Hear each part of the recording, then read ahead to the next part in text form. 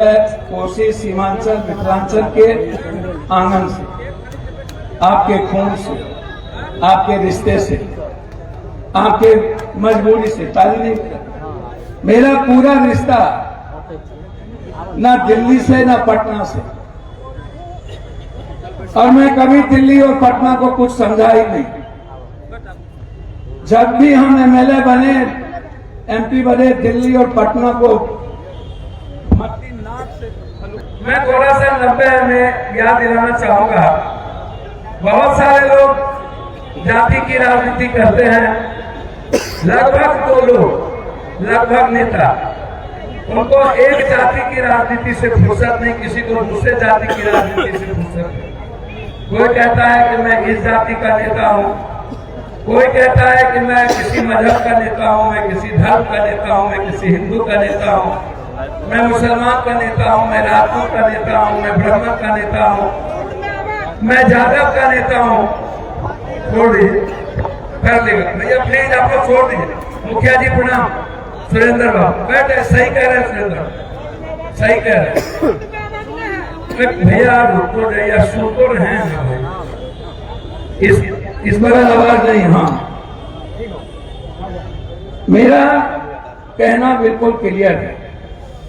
क्या हिंदुस्तान की राजनीति जात पर शुरू हुई थी कि हिंदुस्तानी पे शुरू हुई? लोग कहते हैं वंदे मातरम, भारत माता की जय। कोई मानवता की जय क्यों नहीं करते? कोई इंसानियत की जय क्यों नहीं? मानव एक है, मानव का धर्म एक है, एक चूल्हा एक चौका एक है मानव समाज। विश्व के नैतिकवान एक हो, विश्व के गरीब एक हो, विश्व के मजदूर एक हो, विश्व के बेरोजगार एक हो, विश्व बंधुत्व कायम हो। इसकी बात इस हिंदुस्तान में कभी क्यों नहीं होती? कभी बात होती है मराठी की, कभी बात होती है गुजराती की, कभी बात होती है बंगाली की, कभी भैया आपसे पैर पकड़ते हैं, ऐसा काम होती है भैया, बैठ जाइए। कभी बात होती है साउथ की, नॉर्थ की, कभी मणिपुर की, कभी बिहार और यूपी की, कभी हिंदी की, कभी साउथ की। कभी इस हिंदुस्तान में किसी ने किसानों की बात क्यों नहीं, महिलाओं की बात क्यों नहीं? 1800 करोड़ रुपया एक दिन की कमाई है अदानी जी की, और 16 रुपया 14 रुपया एक दिन की कमाई है भारत के किसान एक दिन की। यहां जो लोग बैठे हैं, मैं पहले उनको बता दूं, जो लोग आए हैं, कि आपकी स्थिति क्या है। बिहार सरकार ने जाति जनगणना कराया, उन्होंने एक सर्वे कराया, जिस सर्वे में मैं बार बार कहता हूं कि आप हमको बताइए, आजाद हिंदुस्तान के बाद 99% लोगों के पास एक लैपटॉप और एक कंप्यूटर क्यों नहीं है? यह 35 साल, 70 साल में 35 साल दोनों भाई मुख्यमंत्री रहे, और 35 साल के पहले कांग्रेस और अन्य लोग मुख्यमंत्री रहे। क्या हमें शर्म नहीं आती, लज्जा नहीं आता? क्या मुझे बोलने में ये शर्म नहीं आता कि 13.5 करोड़ की आबादी में 96% लोगों के पास एक व्हीकल नहीं है, एक व्हीकल। और मैं नीतीश जी आपका सम्मान करता हूं, मैं आपकी बहुत इज्जत करता हूं। मैं चाहता हूं कि नीतीश कुमार जी और भी काम में, लेकिन मैं याद दिलाना चाहूंगा, जब पहली बार देश आजाद हुआ, पहला मुख्यमंत्री थे साउथ के थम्बई दुरई। उन्होंने पंचायत में, उससे पहला ही मुख्यमंत्री में थम्बई दुरई ने सभी जगह स्कूल खोल दिया, हाई स्कूल खोल दिया। आजाद हिंदुस्तान के बाद 35 साल आप रहे, 8372 गांव में मिडिल स्कूल क्यों नहीं? 6283 गांव में हाई स्कूल क्यों नहीं? बताना चाहिए ना। आप कहते हैं मात्र 9 लाख 23,000 आदमी ही आजादी के बाद से अभी तक बीए किया है। क्यों? ठीक है, कांग्रेस की सरकार ने काम नहीं की होगी, आप कहते हैं। हमने क्या किया? कांग्रेस ने तो सेंट्रल स्कूल लाया, कांग्रेस ने तो दुनिया की सारी चीजें मैं गिनाने लगूं, उस पर आज गिनाने नहीं आया। लेकिन जब 35 साल हम लोग रहे तो आप कहते हैं कि 9% आदमी के पास बीए नहीं है, और आपका के पाठक कहता है कि आपको मास्टर को 5 बजे रहना है, लड़के जाएं। 18,000 जीडी कॉलेज में स्टूडेंट है बेगूसराय में, और मात्र 19 कमरा है के पाठक जी। ना पंखा है, ना लड़कियों का शौचालय है, ना लैब है, ना टेक्नीशियन है। लगभग 42% साइंस टीचर, 64%, 68% साइंस टीचर नहीं है, इकोनॉमिक्स का नहीं है, सोशल साइंस का नहीं है। नीतीश जी, जब सोशल साइंस का टीचर नहीं होगा,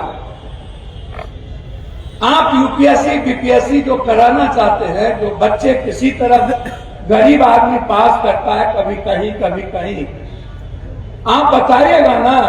आप कहते हैं कि हम वही सवाल, सर्वे आपकी ही है और सर्वे सही है। जादवों की स्थिति मुसहर के बराबर में। हम अत्यंत पिछड़ी जाति की बात अभी नहीं कर रहे। अत्यंत पिछड़ी जाति तो इन लोगों के लिए इस बिहार में पैर की धूली बन गई थी।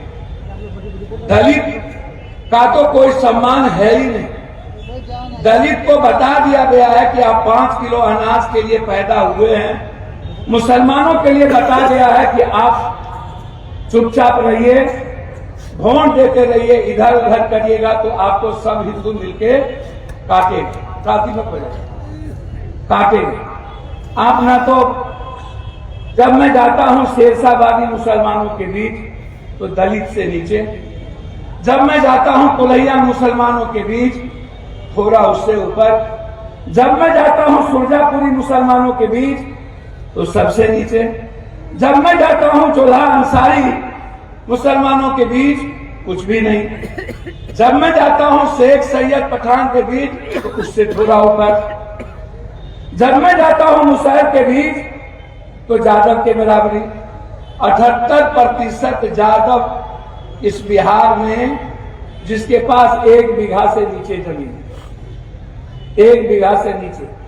और मैं यहां पर बैठे हैं सारे यूथ मंच पे।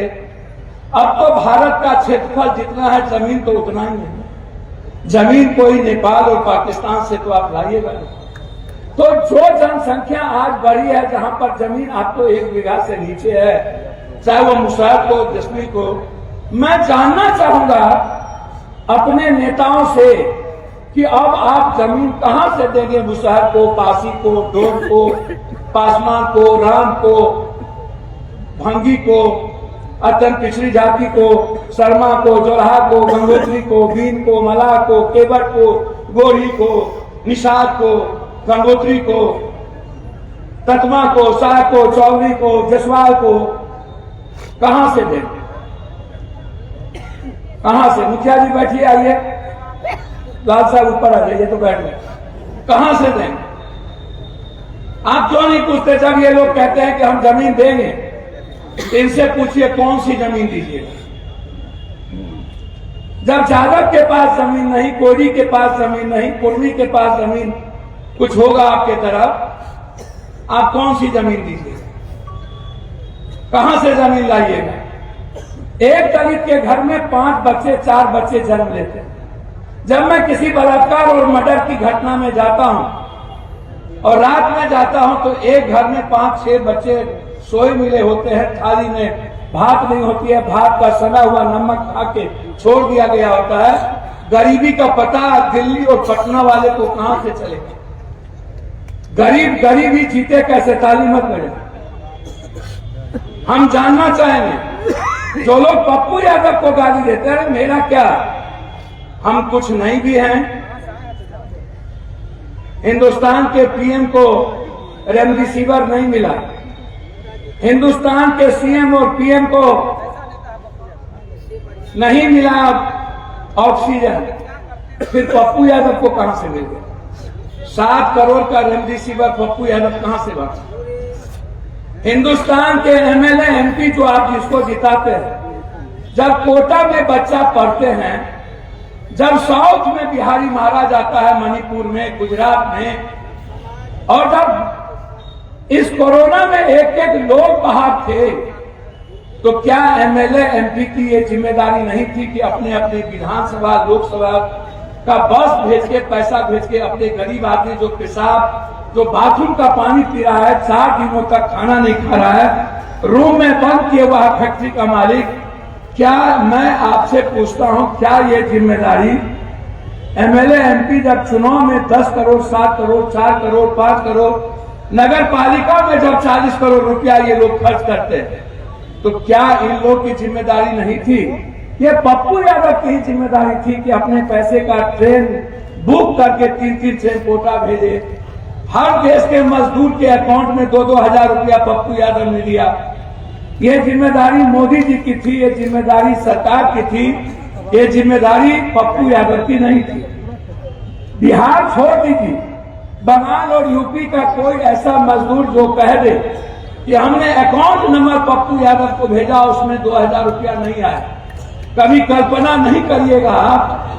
कोई कहता है कि पप्पू यादव पैसा कहां से लाता है? अरे मैं लूट के लाता हूं, कूट के लाता हूं, मांग के लाता हूं, ठग के लाता हूं, नटवर लालू, लेकिन वो पैसा मैं अपने बेटा बीवी, अपनी बेटी पर, अपने माँ बाप पर तो नहीं लगाता हूं ना, मैं रसूख पर तो नहीं लगाता हूं ना, मैं तो बांटता ही हूं ना, मैं गरीब को देता ही हूं ना।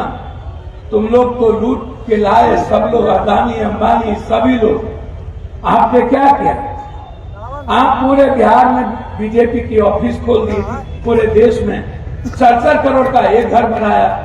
मैं बोलूंगा, मैं पूछना चाहूंगा आप सबसे, क्या ये एमएलए एमपी की जिम्मेदारी नहीं होती है? गुजरात में जब एक बिहारी को मारा जा रहा था, हम जब उतरे तो बोला पप्पू यादव को आज गुजरात से नहीं लौट के जाने देंगे।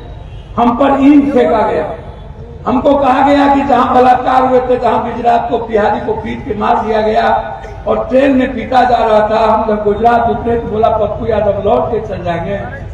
हमने कहा हम खीरा मूली है, ककड़ी है, ये आएंगे और लौट के चल जाएंगे। हमने साफ कहा, मोदी जी मैं भी किसी कोसी सीमांचल का बेटा हूं, मेरे खून में इंसानियत का खून है, मेरा खून जमात का है, जात का नहीं है। मेरे खून में हर जात वर्ग धर्म का विचार है, मेरे खून में हर धर्म मजहब और हर गरीब का की ताकत है। हमें उतनी ताकत है दुनिया से लड़ने की जितना इस धरती पर किसी को नहीं होगा। हमें उतनी ताकत है गरीबों को देने की जितना 7 बार मोदी जी आप जन्म लीजिएगा तब भी नहीं दे पाइएगा। आप बेफिक्र रहिए मोदी जी, हमको एमएलए एमपी बनने का शौक नहीं है, आप चिंता ना करिए, आप मत घबराइए मोदी जी। और अन्य लोग जो लोग 2025 की चुनाव की राजनीति करते हैं, या जिन लोगों को लगता है कि पप्पू यादव के आने से, कुछ होने से कल किसी के सेहत पर असर पड़ेगा, अरे नेताजी लोग भाग आप और किस्मत लिखा के आए, हम उसमें नहीं लिखा के आए, हम लिखा के आए हैं कि एक कोसी सीमांचल का बेटा देश के हर गरीब के लिए कैसे जिएगा, देश के हर बेरोजगारों के लिए कैसे जिएगा, हर गरीब का आंसू रात रात भर कैसे पोंछेगा। मोदी जी कहते हैं मैं जगता हूं, काम बहुत करता हूं।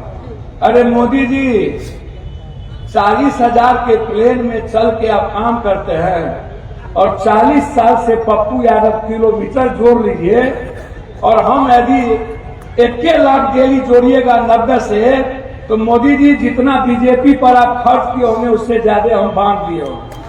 आप जरा 1 लाख डेली जोड़ लीजिए, छोड़ दीजिए 34 करोड़ रुपया जो मैंने मजदूर को दिया, छोड़ दीजिए हर दिन पटना में सब मुख्यमंत्री डिप्टी सीएम सब लोग सो गए थे, सुशील मोदी जी अपना गार्ड को छोड़ के भाग गए, 9 दिन सुशील मोदी का बाल बच्चा को खाना हम पहुंचाए, और मोदी जी देखने तक नहीं आए।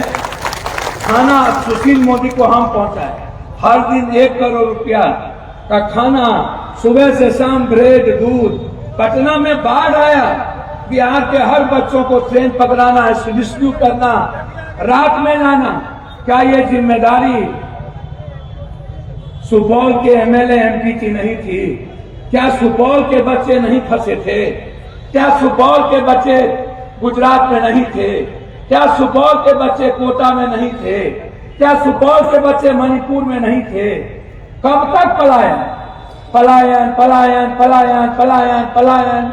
कब तक? 1 करोड़ 23 लाख कोसी सीमांचल के मजदूर बाहर जाके मजदूरी करता है। कब तक? क्यों नहीं आजाद हिंदुस्तान के बाद एक फैक्ट्री लगी कोसी सीमांचल में? जो छोटी फैक्ट्री थी वो बंद हो गई। क्यों नहीं आजाद हिंदुस्तान के बाद एक इंस्टीट्यूशन बना? क्यों नहीं आजाद हिंदुस्तान के बाद एक अस्पताल बना? मैं चैलेंज करता हूं देश के हर नेता को, काहे नहीं बना इस हिंदुस्तान में एक ऐसा अस्पताल जहां गरीबों का इलाज हो सके? और मैं वादा करता हूं सुपौल के इस मैदान में 24 के बाद मेरी एक जिम्मेदारी होगी, कोसी सीमांचल में वर्ल्ड का नंबर 1 अस्पताल बना के सिर्फ गरीबों का इलाज करना। हिंदुस्तान का कोई शहर नहीं जाएगा, कोई दुनिया का सबसे नंबर 1 जांच घर हम बनाएंगे, पैथ बनाएंगे।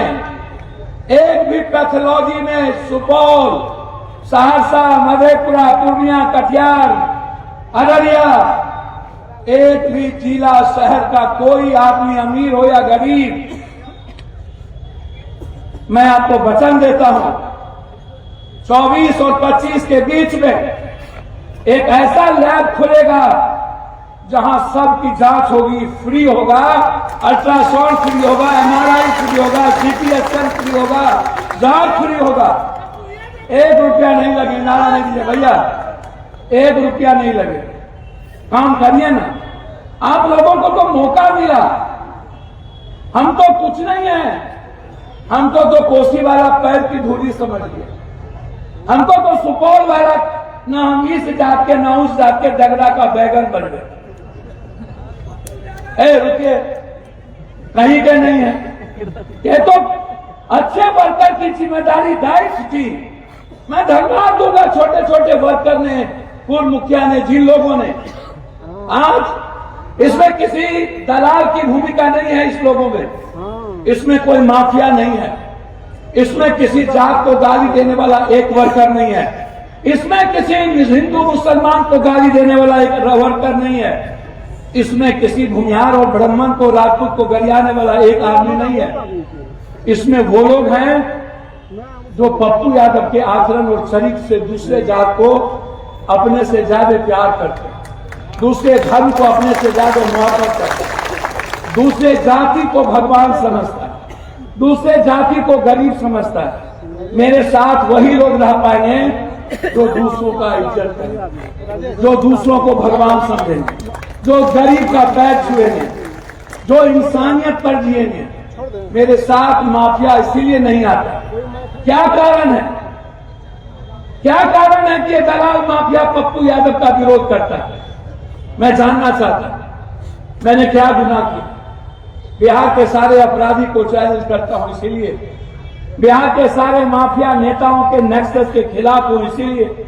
बिहार आप याद करिए, सरकार कहती है 36% लोगों को झोपड़ी का मकान है, सरकार कहती है 48% लोगों के पास खपड़ा और टीन का मकान है, सरकार कहती है मुसलमानों की एजुकेशन 1 पॉइंट से कम है, सरकार कहती है दलित आदिवासी का एजुकेशन 0.9 है, सरकार कहती है कि यादव का रोजगार 1.6 है। 14% होने के बाद मैं पूछना चाहूंगा, मुरारजी देसाई का सरकार था, जनता पार्टी की लालू, बीपी सिंह जी की सरकार थी, देवगोरा और गुजराल में आपने किंग मेकर थे। गर्व था हमें कि लालू जी हमारे किंग मेकर हैं, और आज भी गर्व होता है लालू जी पर कि लालू जी कहीं न कहीं चीजों को मिलाने में लगे रहते हैं, नहीं तो कब का नाश हो गया होता।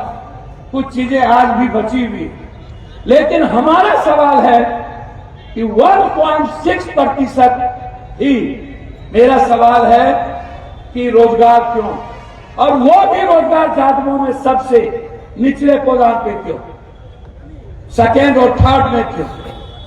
मेरा ये सवाल है। मेरा सवाल है कि आप 10 साल कांग्रेस में रहे। मेरा सवाल है, जब लोग कहते हैं कि सबसे बड़ी संख्या पूरे भारत में जातकों की है मुसलमानों के बाद एक जाति में, तो हिंदुस्तान में कोई एक जगह आप सरकार में क्यों नहीं? इसीलिए आप नहीं हैं कि आप का जो गरीब जाति है, जो गांव में ज्यादा बूढ़े हुआ करते थे, पप्पू यादव का बाप दादा हमारे पूर्वज, वो दूसरों जाति के लिए लाठी उठाते थे। कांग्रेस के खिलाफ वो समाजवादी कैरेक्टर था, वह कैरेक्टर था लोकतंत्र का। लेकिन जब हम लोग आए तो हम लोग का कैरेक्टर हो गया यूथ में, जातों में जो पैसा कमा लिया उसका दलालू, उसका माफिया, और वो दूसरी जाति का सम्मान करना छोड़ दिए, वो दलितों के घर में जाना छोड़ दिए, वो गरीबों से मोहब्बत करना छोड़ दिए। उनको लगा कि हम इसी तरह जिंदगी जी लेंगे। नहीं, जब तक आप अत्यंत पिछड़ी जाति को क्या मिले, जो लोग हेलीकॉप्टर या जो लोग यहाँ पर पैसा लेकर के कमा के आते हैं बाहर से, और वो कोई कहता है मैं कुर्मी हूं, मैं कोयरी हूं, मैं जानना चाहूंगा कि आपका योगदान क्या था। मैं जानना चाहूंगा कि आपके बाबा दादा का योगदान सीमांचल कोसी में क्या था।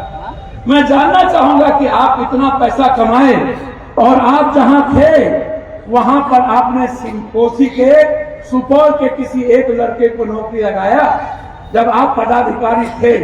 मैं चैलेंज करता हूं आपको, और पप्पू यादव चैलेंज करता है आज कि जितना सरकार नौकरी में लगाया होगा, इलाज कराया होगा, उससे 3 गुना पप्पू यादव भारत में इलाज कराते लोगों को घर देते। आपका घर अपना घर, दिल्ली का शहर गरीबों का शहर था, पटना का शहर, आज भी 5 लोग दिल्ली में भारत के गरीबों के लिए एम्स में काम करता है पप्पू यादव। आज भी पटना में 6 लोग काम करते हैं। मैं जानना चाहता हूं क्या ये जिम्मेदारी हर एमएलए एमपी की नहीं है कि अपने घर पर गरीब को रख करके उसका इलाज कराए, अपने घर पर जरूरतमंद लोगों की क्या काम कराए? कोई एक नाम बता दो आप। क्या कभी आपसे नरेंद्र मोदी जी मिले? कभी आपको मोदी जी आकर के वोट ले जाते हैं? कभी आपको पटना वाले वोट ले जाते हैं? क्या आपको नहीं लगता कि इन लोगों ने आपके लिए कभी नहीं किया? इन लोगों ने कभी आपकी गहरी चिंता नहीं की, कभी आपको बाढ़ से मुक्ति नहीं दिया, कभी कोसी सीमांचल जो दुनिया में सबसे ज्यादा मक्का, सबसे ज्यादा मखान, सबसे ज्यादा धान, सबसे ज्यादा दूध, डेनमार्क के बाद हमारे पास दूध, सबसे ज्यादा सब्जी, दलहन और तेलहन कोसी सीमांचल मिथिलांचल में, सबसे ज्यादा वर्ल्ड में 98.2% हम मखान देते हैं। सबसे ज्यादा डेनमार्क और एक कंट्री है उसके बाद सबसे ज्यादा मक्का बिहार, और बिहार में कोसी सीमांचल देती है। क्या हुआ?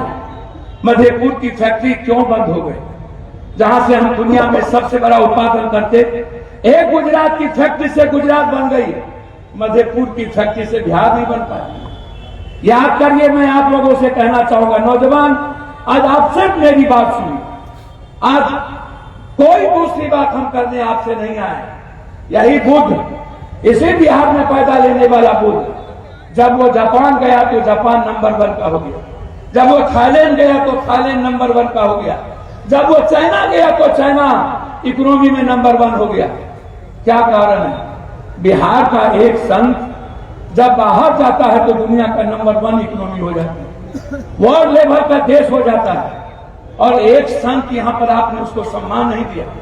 हम जानना चाहेंगे कि आपका जो सर्वे है सरकार का, और उस सर्वे में आपने जो बात कही है यह सवाल हर लोगों के मन में है कि कब हम गरीब और गरीबी से मुक्ति मिलेगी। गरीब और गरीबी के अलावे ये जो दो शब्द है हम सब के लिए क्या अभिशाप नहीं बन गया? ये जो दो शब्द है हमारी जिंदगी नहीं बन गई? मैं सवाल पूछना चाहूंगा अपने नौजवानों से। आज जो हमारे बुजुर्ग हैं, हमारे पिता हैं, उनकी स्थिति आप सोचिए। सरकार कहती है नरेंद्र मोदी की हम 5 किलो अनाज और 5 साल देंगे। 84 करोड़ लोगों को वो 5 किलो अनाज देंगे मोदी जी, तब हिंदुस्तान का आदमी खाना खाएगा। नीतीश बाबू हमारे मुख्यमंत्री जी का सर्वे आया कि 6,000 रुपया पर प्रत्येक व्यक्ति की आमदनी 32% लोगों की, और 6,000 से 10,000 रुपया के बीच की आमदनी 83% लोगों की।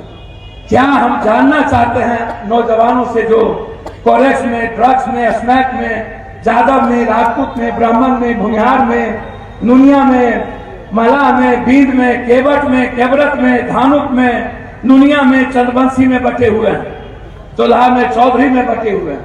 हम आपसे जानना चाहते हैं दिल से, क्या आने वाले समय में ना तो आपके पास जमीन बचेगा, पट्टे के नीचे हो जाइएगा। आने वाले समय में ना तो नौकरी, ना तो रोजगार, ना तो बैंक से हमको लोन मिलेगा, ना तो हम सूद लेने के लायक रहेंगे, ना मेरे पास कोई चीज मॉर्गेज बचेगा कि ताकि मैं कोई रोजगार कर सकूं। मैं नौजवानों से पूछना चाहता हूं कि आगे आने वाले समय में आप अपने बच्चों को जिंदा कैसे रखें? आप अपनी बेटी को कपड़ा कहां से दीजिए? आप अपने बच्चों को पढ़ाइएगा कहां से? क्या जादव के नाम पर मंत्री बनने वाले लोग, जादव राजपूत भूमिहार के नाम पर मुख्यमंत्री मंत्री बनने वाले अत्यंत पिछड़ा, अत्यंत पिछड़ा, अत्यंत पिछड़ा। मैं यह जानना चाहूंगा आप सबसे, हमको आप एक बात बताइए। बहुत अस्थिर से हम लोग कुछ पल बैठ के आज एक चर्चा करें सुपौल के कोसी की धरती पर हाई डैम का क्या हुआ, कब बनेगा मेरा हाई डैम? आप हाई डैम से ज्यादा पोशाक की त्रासदी आई। पप्पू यादव 4 करोड़ रुपया अपने जेब से, सबसे ज्यादा पेपर ने लिखा, कोई भी नेता आज तक 1 रुपया नहीं दिया। हम तो जमीन पर दिए। बाढ़ आता है 3 बजे, पप्पू यादव पहुंच जाता है 5 बजे भोर। बाढ़ आता है 12 बजे दिन में, पप्पू यादव पहुंच जाता है 11 बजे दिन। आपके बीच में क्या कोई एमएलए, कोई एमपी, कोई मंत्री? हमारी औकात बहुत बड़ी नहीं है। जो औकात है वो आपसे है। जो ताकत मिली मरने और लड़ने का आपसे है। जो आज दुनिया में हीरो बनाया आपने बनाया, लेकिन हम पान न पान की डंडी आपके पास लेके जाते हैं। हम आपके पास कुछ न कुछ लेके आपके आंसू को पोंछते हैं एक बेटे की तरह। क्या ये जिम्मेदारी सबकी नहीं है? कुसाह में हम 4 करोड़ रुपया मनमोहन सिंह को दिए थे, क्या ये गलत है? 4 करोड़ रुपया पाए चेक हम तिहाड़ जेल से भेजे थे, और मनमोहन सिंह जी ने कहा था, हिंदुस्तान टाइम्स ने लिखा था कि एकमात्र शख्स है पप्पू यादव इस देश में पॉलिटिशियन के रूप में जिसने त्रासदी में चेक के द्वारा 4 करोड़ रुपया सिर्फ उस कोसी के लिए त्रासदी में 4 करोड़ रुपया दिया। आप याद करिए, हाई डैम की लड़ाई हम 83-82 से लड़ रहे हैं। कभी पथ यात्रा बीरपुर में, कभी जोगबनी में हमने कितना लाठी, कितनी बड़ी सभा की। आजाद हिंदुस्तान के बाद भीमनगर और फरक्का को चौड़ीकरण करने के लिए पप्पू यादव ने कितनी बार कहा कि एक दिन कोसी खत्म हो जाएगा। जिस दिन बहुत ज्यादा भीमनगर पर प्रेशर पड़ चुका है, पूरा का पूरा गाद और पूरा का पूरा पत्थर नदियों में भर चुका है। गाद इतना जमा हो चुका है कि एक दिन, किसी दिन यदि बड़ी साइक्लोन आ गई और किसी दिन नेपाल में 10 दिन की बारिश हो गई तो शायद भगवान बचाए इस बार 13-14 जिला से हम लोग रात में ही कंकड़ बन जाएंगे। यह आप नहीं सोच पा रहे हैं, यह इंजीनियरिंग बता दिया है। फरक्का का चौड़ीकरण नहीं होने के चलते गंगा का पानी बैठ जाता है। गंगा में बालू इतना जम चुका है कि समुद्र में पानी नहीं जाता है, जिसके चलते महानंदा, गंडक, कोसी, कनहर, कमला, बलान, गंगा, सोन, इसके बगल में रहने वालों की जिंदगी मौत से जूझती है। इस पर कभी चर्चा क्यों नहीं होती? कभी चर्चा आर्सेनिक और आयरन पानी पर क्यों नहीं होता कि कब तक हम टीबी, कैंसर, हैजा और दम्मा के साथ जिएंगे? कब तक हम दम्मा, टीबी, हैजा, कैंसर को लेकर के अपनी सारे पैसे को रख देंगे? ये सवाल नहीं है। पप्पू यादव हम चैलेंज करते हैं। हम 90 में एमएलए बने थे, पहली बार याद करिए 23 घंटा जब पूरे भारत को 8 घंटा बिजली नहीं थी, लालू यादव जी मुख्यमंत्री थे। इन्होंने रात के 12 बजे फोन करके हमको कहा, लालू जी हम भी आपको पिता की तरह इज्जत की, सिर्फ आपके बेटे ने नहीं, हमने भी आपका सम्मान, जब आप विपक्ष के नेता आप नहीं बने थे, जिस पर हम पर शिवचंद्र झा हत्याकांड लगा के मेरे माँ बाप का घर तोड़ के पूर्णिया में 22 दिन मेरे माँ बाप तो सब कुछ रहते हुए पेपर पर सोया था आपके चलते। तब आपके दोनों बेटे ने जन्म नहीं लिया, 91 में जन्म लिया। जब आप एमएलए बने थे, मुख्यमंत्री, तब आपको पप्पू यादव 11 निर्दलीय एमएलए के साथ आपके साथ खड़ा था। जब जब आप पर विपत्ति आई, पहली बार जब नीतीश कुमार मुख्यमंत्री बने, नीतीश जी याद है, हम आपके लिए सोए नहीं थे और आपके साथ प्रेम याद किया। आपकी सरकार बनाने में लालू यादव से अलग हटके आपके साथ खड़े थे। और जब आपकी सरकार गिरने वाली थी तो अकेला पप्पू यादव था जो लड़ गए थे और जाकर के हाजीपुर पुल जाम करके हम बंद कर दिए थे। और हमको याद है लालू जी और शहाबुद्दीन, बाहर है शहाबुद्दीन जी, क्या वफा किया था लालू जी के साथ। हमसे लड़ गए थे वो, कहते पप्पू जी आपको खून नहीं चिका रहा, ये सब था शहाबुद्दीन जी का। क्या नहीं किया वो व्यक्ति ने, क्या नहीं किया। और आज शहाबुद्दीन मरहूम हो गए, उसकी बीवी और बाल बच्चा सड़कों के फुटपाथ पर अपनी जीवन की भीख मांगे। अंतिम मरने तक शहाबुद्दीन की यदि मौत हुई ना, वो लालू यादव के सम्मान के लिए, दूसरों के सम्मान के लिए नहीं।